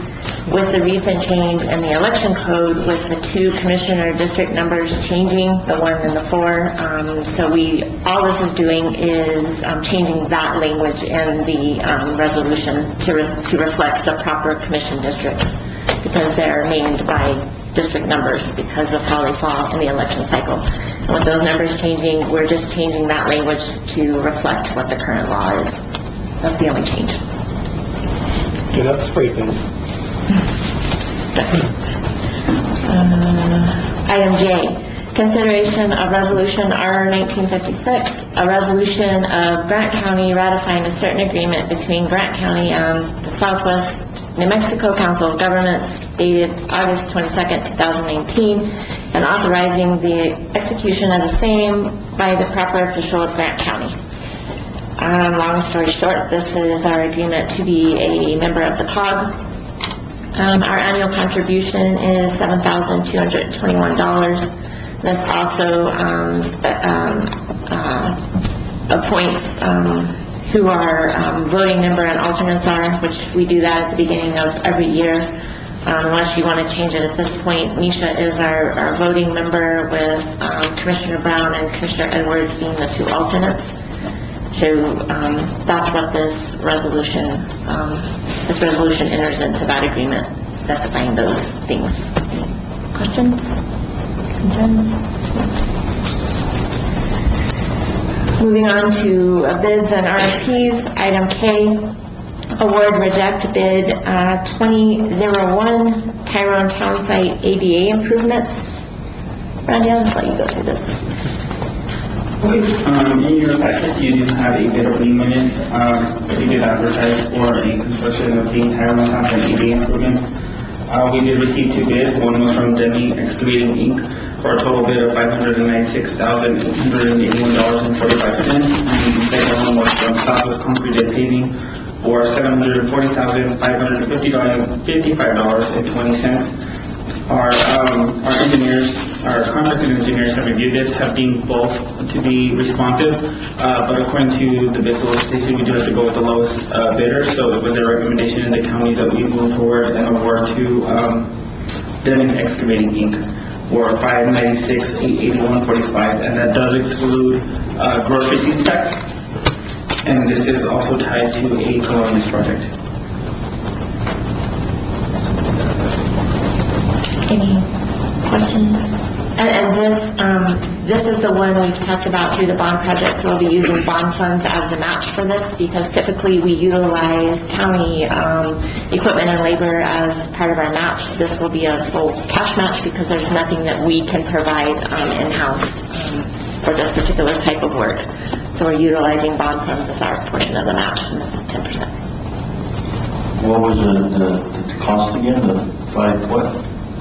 It was $596,881.45. And how much was set aside for that, refresh my memory, or was projected for that? A total of $740,555.20. No, that's Southwest Concrete Paving. That's cool. No, they were, Southwest Concrete and Paving came relatively close to what the engineers have projected as the, Came to the penny. Yeah, it was actually very close, but I think within $1,000 of what the engineers have projected. So roughly 740,000. Okay. Have you done work with Demi Excavating before? And we have not. And so, The schools are utilizing them. yeah, I know the school did, so has anyone looked at those projects or talked to the school, or they And have? we really don't have an option because we're required to go with the low bidder. And Okay. so, Well, surely there's some performance. and there's performance bonds included in these as well. So how's their prior performance evaluated to know that they're a qualified bidder? we have to go off of cost. You're bidding dollars. So you can't, because someone else had a bad experience and we have no experience, it's not a correct me if I'm wrong, it's not a qualification-based proposal, it's a bid. And so we're asking you to bid on this project, and it's about the dollars. Yeah, so bids are a little bit different from proposals. So proposals, we can ask for performance and we can bids, you just have to give us a dollar amount, and if you are considered responsive, meaning with everything that we've asked for in our bidding documents, if you are considered responsive, we quite well have to go with the lowest bidder. Okay, so that adds to my next question. I mean, I know that Southwest Concrete and Paving is notoriously pricey, so I understand that. So who holds the contractor to a performance standard? I mean, just explain that process so that if you would, for me. So we do. So we hire. So part of the engineering cost is the construction management and oversight and the testing and those sort of things. So we hire the engineers to act on our behalf. However, it is up to us to make sure that that is properly enforced. Okay. It's no different than. I guess I'm thinking of the job that the $14 million job that they just did over here on the bypass road, and then somebody messed up, depending on which story you read or who you hear from, and then they went back and ground some pavement off, and that sort of fixed the problem, kind of, but it's just, I just want to know what the process is that the county doesn't get into the same kind of thing, or how we avoid that as best we can. So thanks for that explanation, and hopefully it'll go well. Just the chance you take with any contractor, honestly. Yeah, no, you take a chance with any contractor, right? Any other questions or comments? Glad we had the competition. It's a very large difference. Next is the Grant County Health Care claims. There's 2 items, and Bernadette, do you want to give your report? Okay, before you have the consideration of appeal of denied December 2018 claim.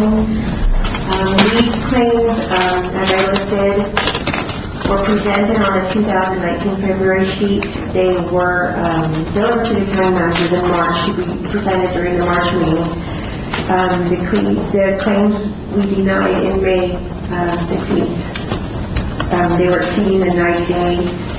So they did send us an appeal letter stating, and I placed that on there, verbatim, patient personal insurance was billed instead of the county, so it was an oversight on their part, so they are actually appealing for the claims to be reconsidered for your approval.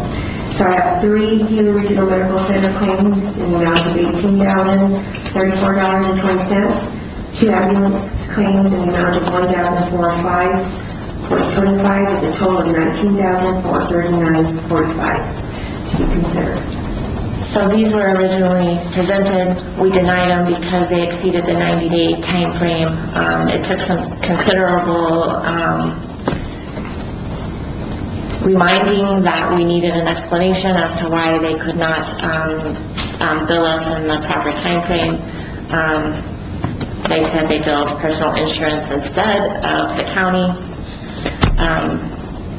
which in my mind, if you bill the personal insurance and they're incarcerated, their insurance should have paid to begin with. So I'm not really buying that. I'm still recommending denial. If it was anyone else, if it was a member of the public, we would deny under the same circumstances. We'd be getting several different answers. It's still my recommendation to deny.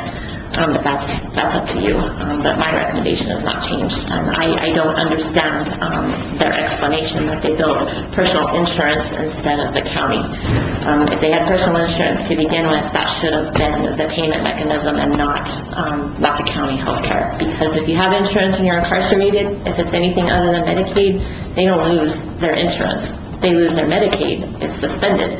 But if they have personal insurance, so I'm not sure if they're talking about personal insurance being Medicaid or personal insurance being Blue Cross Blue Shield or whatever they might have. And I've not yet been given that explanation. So Think we'll have one by Thursday? No. Like, we can ask again, but, 90 days, I mean, you have 3 months to get us a bill. And we might have been able to determine whether or not there was another payment mechanism, but that was their response. I'm confused by the memo that I'm looking at that says the following appeal of denied 2018 claims are recommended for approval. Right. Are you just now telling us you're recommending them for denial? Well, they still are. I mean, we have to say that it's up for you to approve or disapprove. It's my opinion. Maybe that's it's a form memo, and so, but I'm just telling you, my personal opinion is that you deny them. I'm confused. So you might, in the future, if you're actually going to recommend denial, go ahead and write that. Not recommend that we turn down a memo that says approve. Okay. My inclination is to back you, but we'll decide this on Thursday. Well, my natural inclination is just to say, can't we all get along and pay the bill? But I've got the same problem personally at home, and I'm not going to pay that bill. So I'll probably support the county manager. When it times out, and then months go by after that, it's timed out. So at least they were incarcerated, right? We've established that. Okay. Yeah, I mean, I guess we're not going to get more information anyway. Do we know why they bill? I guess we don't, because we don't even know if they bill Medicaid personal insurance. Okay, never mind. We've been having some discussion, and I know they're working diligently on changing their processes. That's where we are billed in a timely manner. So, I mean, for me, the biggest thing to look at this and approve it, or disapprove it, I guess, would be, did they bill the insurance? So I'll call Richard myself directly and just ask, because they're not exactly being very professional at Bernadette, and I'm a little frustrated with that myself. But I'll ask him that question. And the other thing I might throw out there, they have a mechanism called uncompensated care that they can write this off on, or charitable care. Hospitals have that opportunity, and that also plays a part into how they report things and how their their safety net care pool payment comes back through is based on their amount of uncompensated care. So they have a mechanism to write this off rather than it hitting our indigent funds because of their lack of having a process in place to properly bill. It's not, to me, that should not be difficult for a hospital to figure out how to bill us within a 90-day time frame. All right, so here's the next level consideration, I guess. I want them billing personal insurance when they can, right? I don't want us to have to verify that when they're billing us for indigent care, it's people who didn't have insurance. And so where I'm going is, if we deny this, is that going to encourage them to just bill us so they can do it quickly and not have to delve into the question of whether they have personal insurance that can be billed? That's a possibility. Do we have a mechanism, Mike, of knowing if they have if they carry insurance when we send them? What happens is whenever our medical group, say most of these are going to the hospital, most of them come in with a pre-existing issue, and that's why these claims are here. And when they come in, at the time, our medical group does ask them, do you have personal insurance? Some of the times they'll tell us that they do. We try and verify it, our medical group tries to verify whether in fact they do have a valid insurance that's current. Being incarcerated, some of them have lapsed, and they think they still have the insurance, but because they've been incarcerated for an extended period of time, maybe some of the payments haven't been made. But we do check first and ask them if they do, and if they do, we We then give that information to the hospital and tell them they needed to check into that. And I don't know as far as whether or not the hospital does that or not, but we do have a system where we ask if they do have a valid insurance before we set up any kind of appointments or scheduling for any kind of medical care.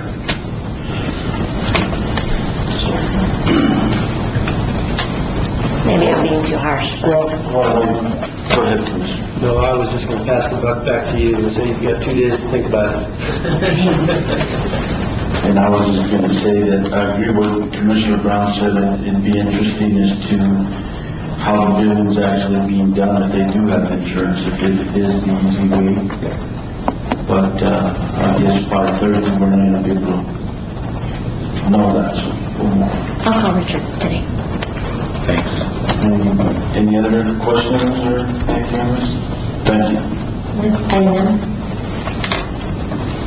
Okay, in front of you on item N, it's consideration of July 2019 health claims in the amount of $45,199 even.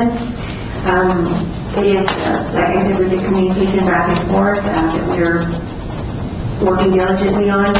All the claims submitted are July, except for one August.